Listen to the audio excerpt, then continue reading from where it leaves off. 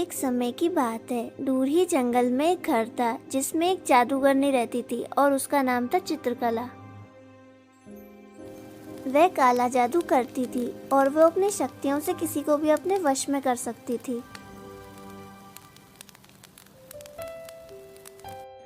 उसी जंगल के आगे एक गांव बसा हुआ था जिस पे उस जादूगरनी ने कब्जा कर रखा था।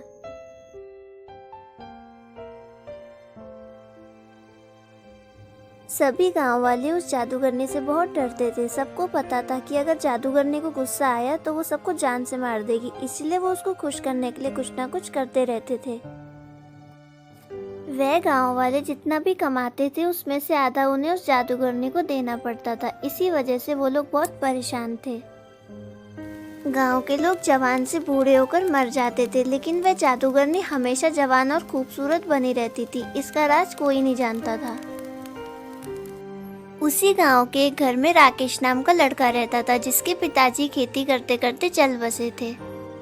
पिताजी की मृत्यु के बाद राकेश ने खेती का काम संभाल लिया था। वह दिन रात खेती करता था और मेहनत करता था। वह खेती करके जितना भी पैसा कमाता था उसमें से आधा उसे जादूगरनी को देना पड़ता था। इस वजह से वह काफी परेशान रहता था।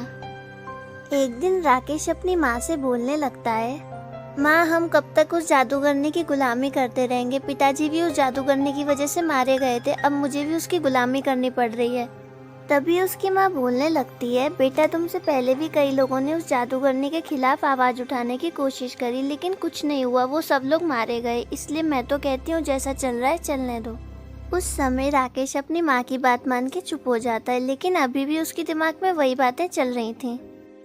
रोज की तरह राकेश अपने खेत पर काम करने के लिए पहुंचता है, लेकिन काम से ज्यादा उसका मन जादूगरनी में ही लगा हुआ था। दोपहर के समय वो एक पेड़ के नीचे आराम करने के लिए बैठता है। वहीं उसके गांव के एक चाचा भी उसके साथ में बैठे हुए थे। राकेश अपने मन की सारी बातें उनको बता देता है। तभी वो राकेश से बोलने लगते हैं कि बेटा, बात तो तेरी ठीक है, लेकिन ये काम बहुत जानलेवा है और इसमें तेरी जान भी जा सकती है। तभी राकेश उनसे बोलने लगता है कि अगर गांव वालों को बचाने के लिए मेरी जान चली जाए तो मैं खुशी खुशी अपनी जान दे दूंगा। तभी वो राकेश से बोलने लगते हैं कि कुछ समय पहले हमारे गांव के एक आदमी ने उस जादूगरनी को मारने की कोशिश करी थी, लेकिन वो उसको मार नहीं पाया था और वो इस गाँव को छोड़ के चला गया था। अब वो एक दूसरे गाँव में जाके रह रहा है। तुम उसके पास जाना, वो तुम्हें समस्या का हल बता सकता है। राकेश उनकी बात मान लेता है और उस आदमी के पास जाने के लिए तैयार हो जाता है। वह उस आदमी की तलाश करते हुए दूसरे गांव में पहुंच जाता है। काफी देर तलाश करने के बाद वो उस आदमी के घर पे पहुंच जाता है और बाहर से उसको आवाज लगाता है। तभी वह आदमी वहां पर आ जाता है और उससे पूछने लगता है कि तुम कौन हो और तुम कहां से आए हो।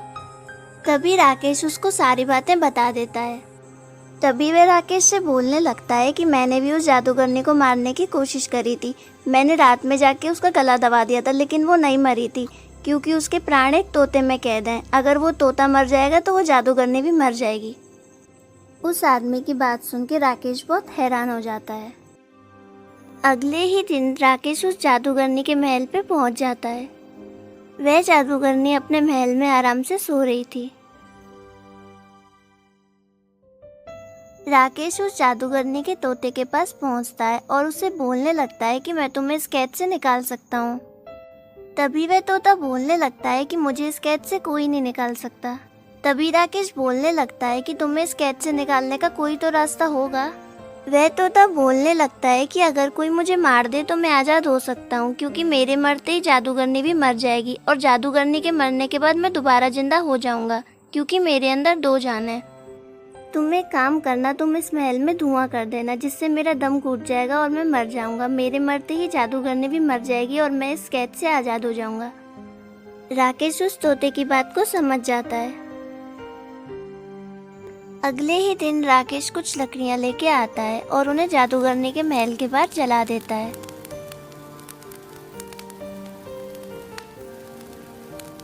देखते ही देखते जादूगरनी के महल के अंदर धुआं भरने लग जाता है।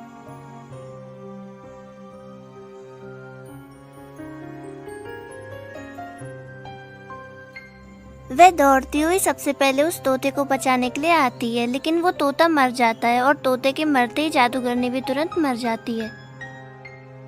जादूगरनी के मरने के बाद थोड़ी देर बाद ही वह तोता वापस जिंदा हो जाता है, क्योंकि उसके अंदर 2 जान थी।